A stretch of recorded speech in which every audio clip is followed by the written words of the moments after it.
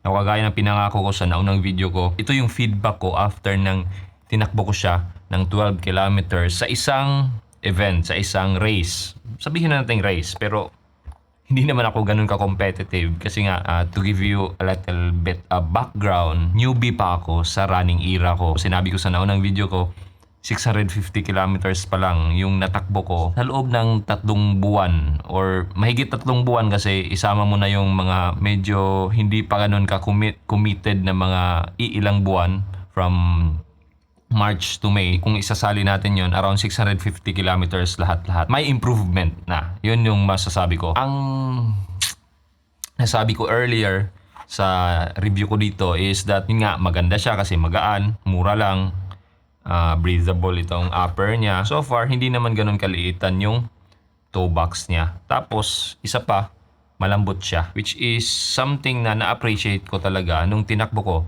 kumpara sa isang sapatos ko na Brooks Trace 2. Yun nga lang, may ilang napansin ako kasi nasabi ko sa naunang video review ko dito is that kung mabilis ka na, kung itatakbo mo siya sa isang race, marahil hindi siya ganun kaganda kasi nga sa traction niya. Now, traction wise, nung na-experience ko last Saturday, goods naman kasi hindi naman basa yung daan. Hindi ako nag-atubiling magmabilis. Sabihin na natin, mabilis yun para sa akin ha. Nagkaroon ako ng moment na ang pacing ko is around 5:10, 5:12 per kilometer.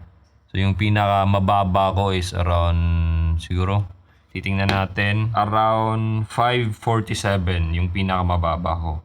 Yung pinaka mabilis ko naman pala is 5:20 sa 1 kilometer. So ito yung mga splits ko. Tapos yung 5 km ko na split is 27 minutes. Doon sa pagtakbo ko, yung pinakaunang napansin ko around siguro mga more than halfway mark is that medyo sumakit yung maliit na daliri ko. Yung pinakamaliit na daliri ko sa paa dito sa gilid. Napansin ko lang. Hanggang ngayon, iniinda ko pa siya. Although naitakbo ko na or nakapag-recovery na ako gamit din itong sapatos na to, kayang-kaya pa namang itakbo pero yun nga napansin ko na tumatama siya pala pag medyo mabilisan na yung takbo. Siguro na rin naging resulta yon dahil sa hindi ko masyadong hinigpitan to. Makakatulong siguro kung meron itong extra na eyelet, extra na lagayan ng lace natin para ma-tighten natin or ma-lockdown natin kasi hindi siya ganun kaganda yung lockdown feel niya kung mabilisan na yung takbo. Sabi ko nga, hindi ito yung sapatos na para sa mga mabibilis tumakbo. Yung pacing ko is not really that fast pero relatively mabilis na rin yun kung sa estado ko as a beginner. Kasi kung usual training lang talaga yung pagtakbo ko is around 7 minutes, 8 minutes, or even 9 minutes per kilometer yung takbo ko. So ganun lang yung talagang training ko. Bihira lang ako tumatakbo ng 6 minutes or even 5 minutes. Although yung unang review ko dito is yung traction yung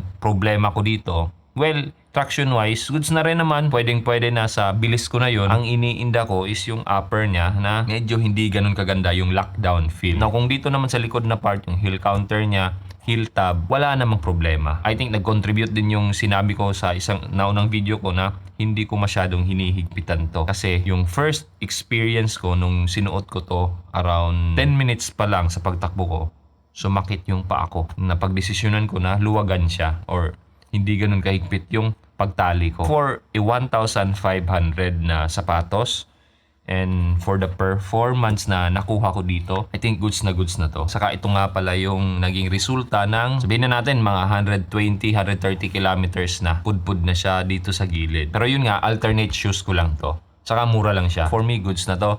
For its performance, for the experience na naitakbo ko siya ng 12 kilometers. Siguro kung more than 12 kilometers, hindi ko na to gagamitin. Kasi nga, tumatama siya dito or maybe susubukan ko sa susunod na mga training ko. Susubukan kong medyo mabilis din yung pacing ko tapos hihigpitan ko siya. Titingnan ko kung tatama pa ba dito. Kasi nga yung lockdown feel niya parang umuusog yung paa ko. So yun yung susubukan ko pero yun nga for 1,500 na sapatos pang alternate na training shoes lang, goods na to. X-Step Sheaking 6.0. So yun yung pangalan niya sa Shopee. Pero kung sa Lazada, X-Step na running shoes lang siya. Parang generic lang. So yun, I hope makatulong to sa inyo.